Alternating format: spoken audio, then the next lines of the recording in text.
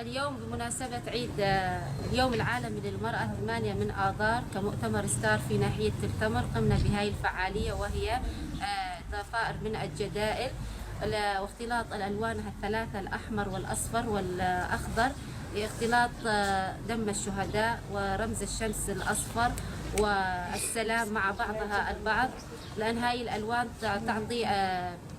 السلام والأمان للمرأة، ترمز إلى قوة وإرادة المرأة والمرأة، لأن المرأة هي التي صنعت السلام، هي التي قدمت الشهداء، هي التي أشرقت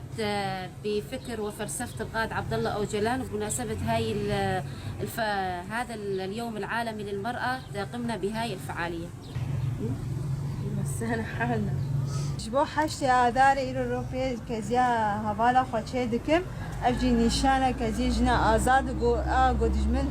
حاولند بشکینه اما گو کزی قد کرن 1000 کزی دبلای چه بن و دريج ببه اف کزی هاجی بب مشنقات دجمن بگونی کار اراده جنا آزاد بشکینه. جنیان آزادی